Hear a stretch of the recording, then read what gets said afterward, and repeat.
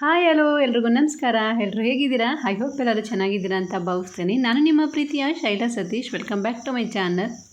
ಇವತ್ತಿನ ನನ್ನ ವಿಡಿಯೋ ಬಂದು ನಾನು ಸತೀಶ್ ಅವರು ಹಾಗೆ ಮಕ್ಕಳು ಒನ್ ಡೇ ಟ್ರಿಪ್ ಹೋಗಿದ್ವಿ. ಅದರದ್ದು ಒಂದು ಲಾಗ್ನ ನಾನು ಇವತ್ತು ಶೇರ್ ಮಾಡ್ತಾ ಇದ್ದೀನಿ. ಆ್ಯಕ್ಚುಲಿ ಇದು ಬಂದು ಸ್ವಲ್ಪ ಲಾಂಗ್ ಬ್ಯಾಕ್ ತೆಗೆದಂತಹ ವೀಡಿಯೋಸ್, ಸ್ವಲ್ಪ ಪೆಂಡಿಂಗ್ ಆಗಿತ್ತು. ಸೊ ಇರಲಿ ವಿಡಿಯೋನ ಪೋಸ್ಟ್ ಮಾಡೋಣ ಅಂತ ಹೇಳಿ ಇವತ್ತು ಆ ವೀಡಿಯೋಸ್ನ ಪೋಸ್ಟ್ ಮಾಡ್ತಾ ಇದ್ದೀನಿ. ಸೊ ಇವತ್ತು ನಾವು ಹೊರಟಿರೋ ಪ್ಲೇಸ್ ಬಂದು ತುಮಕೂರು ಜಿಲ್ಲೆಯ ಕುಣಿಗಲ್ ತಾಲೂಕಿನ ಬಿದಿನಗೆರೆ ಬಸವೇಶ್ವರ ಸ್ವಾಮಿಯ ಪುಣ್ಯಕ್ಷೇತ್ರಕ್ಕೆ ನಾವು ಇವತ್ತು ಹೋಗ್ತಾ ಇರುವಂಥದ್ದು. ಸೊ ಇದು ಬಂದು ತುಂಬಾ ಫೇಮಸ್ ಆಗಿರುವಂತಹ ಒಂದು ಟೆಂಪಲ್ ಅಂತಲೇ ಹೇಳ್ಬೋದು. ಕುಣಿಗಲ್ ಬಿದಿನಗೆರೆ ಅಂತ ಹೇಳ್ತಿದ್ದಂಗೆ ಎಲ್ಲರಿಗೂ ಗೊತ್ತಾಗುತ್ತೆ. ವಿಶ್ವದಲ್ಲಿ ಅತಿ ಎತ್ತರವಾದ ಪಂಚಮುಖಿ ಆಂಜನೇಯ ವಿಗ್ರಹವನ್ನು ನಾವಿಲ್ಲಿ ನೋಡ್ಬೋದು.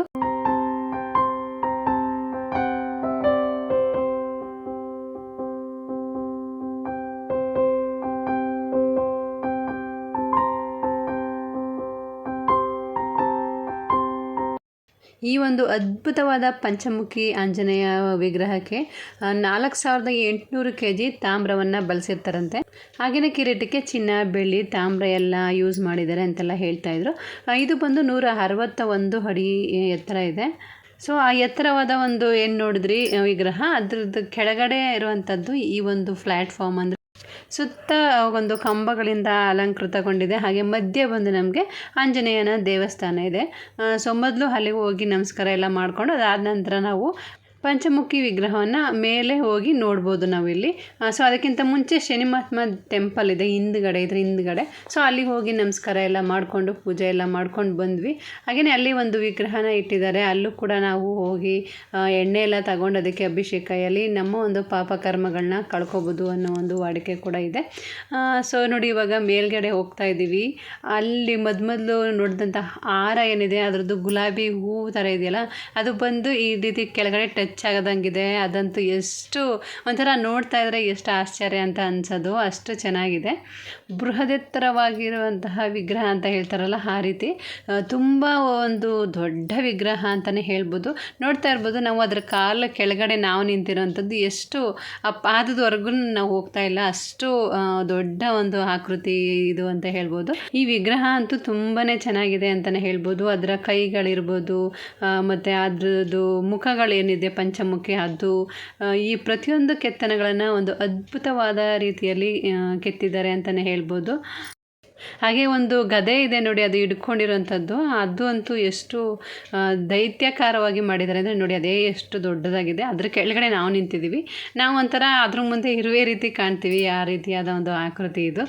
ತುಂಬಾ ಚೆನ್ನಾಗಿದೆ. ಯಾರೆಲ್ಲ ಒಂದ್ಸರಿ ತುಮಕೂರಿಗೆ ಬಂದಿದ್ದೀರಾ ಒಂದ್ಸರಿ ಖಂಡಿತ ವಿಸಿಟ್ ಮಾಡಿ.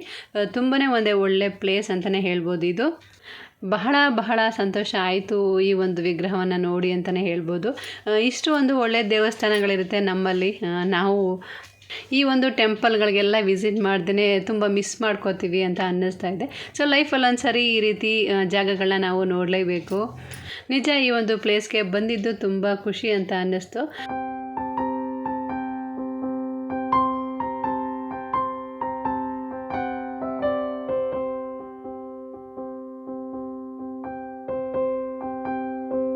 ಈ ಒಂದು ವಿಗ್ರಹದ ಕೆಳಗಡೆ ಪಿಲ್ಲರ್ಸ್ ಎಲ್ಲ ಮಾಡಿದಾರಲ್ಲ, ಅದು ಕೂಡ ಅಷ್ಟೇ ಒಂಥರ ಗೋಲ್ಡನ್ ಕಲರಲ್ಲಿ ಮಾಡಿದ್ದಾರೆ. ತುಂಬ ಚೆನ್ನಾಗಿದೆ ಪಿಲ್ಲರ್ಸ್ ಅಂತೂ.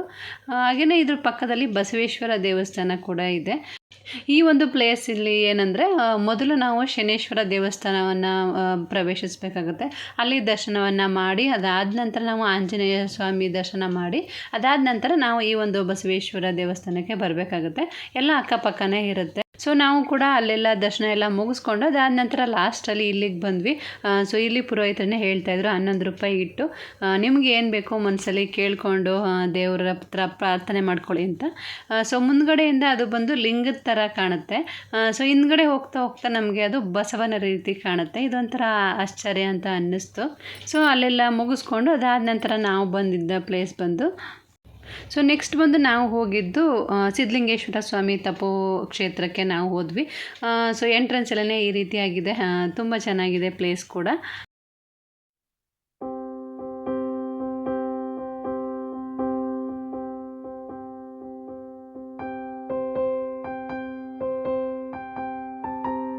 ಸೊ ಇದು ಬಂದು ಕೆಗ್ಗೆರೆ ಅಂದರೆ ತುಮಕೂರಲ್ಲೇ ಕುಣಿಗಲ್ ತಾಲೂಕಲ್ಲೇ ಇರುವಂಥದ್ದು. ಕೆಗ್ಗೆರೆ ಅನ್ನೋ ಒಂದು ಗ್ರಾಮದಲ್ಲಿ ಈ ಒಂದು ತಪೋಕ್ಷೇತ್ರ ಇರುವಂಥದ್ದು. ಸೊ ಅಲ್ಲೂ ಕೂಡ ಹೋಗಿ ಎಲ್ಲ ದರ್ಶನ ಎಲ್ಲ ಮಾಡಿ ಪೂಜೆ ಎಲ್ಲ ಮುಗಿಸ್ಕೊಂಡು ಅಲ್ಲಿಂದ ಬಂದ್ವಿ.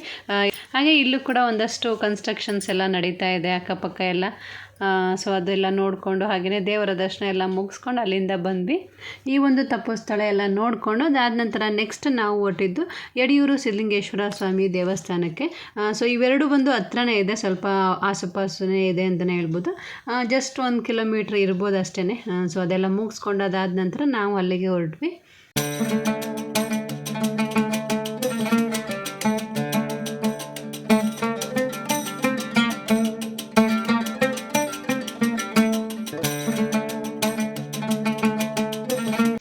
ಈ ಒಂದು ಪ್ಲೇಸ್ನ ವಿಶೇಷತೆ ಏನು ಅಂದರೆ 15ನೇ ಶತಮಾನದಲ್ಲಿ ಶ್ರೀ ಸಿದ್ಧಲಿಂಗೇಶ್ವರ ಸ್ವಾಮಿಯವರು ಇಲ್ಲಿ ಬಂದು ಗುಹೆಯೊಳಗೆ ಕೂತು ಜೀವಂತ ಸಮಾಧಿಯಾದ ಒಂದು ಪುಣ್ಯಕ್ಷೇತ್ರ ಇದು.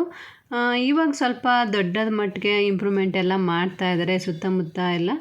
ನಾವು ಹೋಗಿದ್ದಂತಹ ದಿವಸ ಕೂಡ ತುಂಬಾ ಕ್ಯೂ ಇತ್ತು, ಜನ ಜಾಸ್ತಿ ಇದ್ದಿದ್ದರಿಂದ ಕ್ಯೂವಲ್ಲೇ ಹೋದ್ವಿ. ಸೊ ಇದು ಬಂದು ಒಳಗಡೆ ಇರುವಂತಹ ಅಂಗಳ, ತುಂಬ ಒಂದು ದೊಡ್ಡದಾದ ಅಂಗಳವನ್ನು ನಾವಿಲ್ಲಿ ನೋಡ್ಬೋದು. ಹಾಗೆ ಇಲ್ಲಿ ಸುತ್ತಮುತ್ತ ಗೋಪುರಗಳಲ್ಲಿ ಹಾಗೆ ಸಣ್ಣ ಸಣ್ಣ ಒಂದು ಗೋಪುರಗಳಿದೆಯಲ್ಲ, ಅಲ್ಲೆಲ್ಲ ಒಂದು 305 ಕೆತ್ತನೆಗಳಿದೆಯಂತೆ ಈ ಗೋಪುರದಲ್ಲಿ. ಈ ಒಂದು ಗೋಪುರದಲ್ಲೇ ಸಿದ್ಧಲಿಂಗ ಸ್ವಾಮಿಯವರ ಒಂದು ಕಂಪ್ಲೀಟ್ ಸ್ಟೋರಿ ಇದೆ ಅಂತೆಲ್ಲ ಹೇಳ್ತಾರೆ ಈ ಒಂದು ಟೆಂಪಲಲ್ಲಿ. ಸೊ ಅದೆಲ್ಲ ದರ್ಶನ ಎಲ್ಲ ಮುಗಿಸ್ಕೊಂಡು ಅದಾದ ನಂತರ ಹೊರಟ್ವಿ. ಜಾಸ್ತಿ ಏನು ಡೀಟೇಲಾಗಿ ಏನು ವೀಡಿಯೋ ಮಾಡ್ಕೊಳಕ್ಕಾಗಲಿಲ್ಲ, ಯಾಕಂದರೆ ನೆಕ್ಸ್ಟ್ ಒಂದಾದಮೇಲೆ ಒಂದು ಪ್ಲೇಸ್ಗಳಿಗೆ ಹೋಗ್ತಿದ್ವು ಅಲ್ವಾ, ಹಾಗಾಗಿ. ಸೊ ಓನ್ ವೆಹಿಕಲಲ್ಲಿ ಹೋಗಿದ್ರಿಂದ ಆದಷ್ಟು ಒಂದು ಡೇಗೆ ಎಷ್ಟೆಲ್ಲ ಕವರ್ ಮಾಡ್ಬೋದು ಪ್ಲೇಸಸ್ಗಳು, ಅಷ್ಟು ಪ್ಲೇಸ್ಗಳನ್ನ ನಾವು ವಿಸಿಟ್ ಮಾಡೋಣ ಬರೋಣ ಅಂತ ಅಂದ್ಕೊಂಡು ಹೋಗಿದ್ದಿದ್ದು. ಸೊ ನೆಕ್ಸ್ಟ್ ನಾವು ಹೋಗಿದ್ದು ಆದಿಚುಂಚನಗಿರಿ ಟೆಂಪಲ್ಗೆ.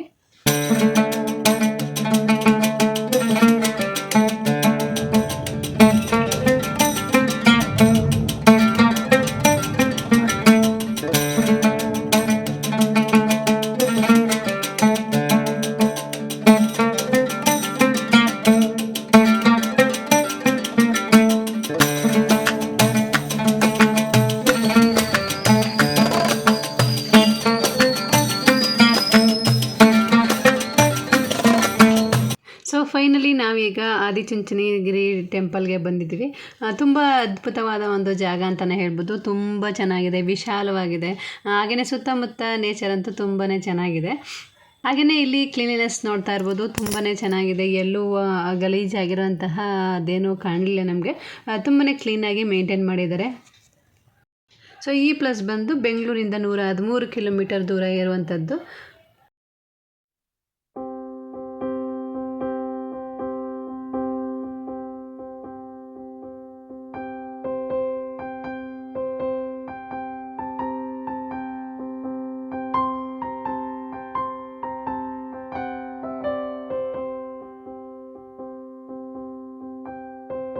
ಇಲ್ಲಿಯ ಮೂಲ ದೇವರು ಬಂದು ನಮಗೆ ಗಂಗಾನಾಥೇಶ್ವರ ದೇವಾಲಯ ಬರುತ್ತೆ ಇಲ್ಲಿ. ಅದು ಬಂದು ಮೂಲ ದೇವರಾಗಿರುತ್ತೆ. ಅದಾದ ನಂತರ ಕಾಲಭೈರವ ಟೆಂಪಲ್ ಕೂಡ ಇದೆ.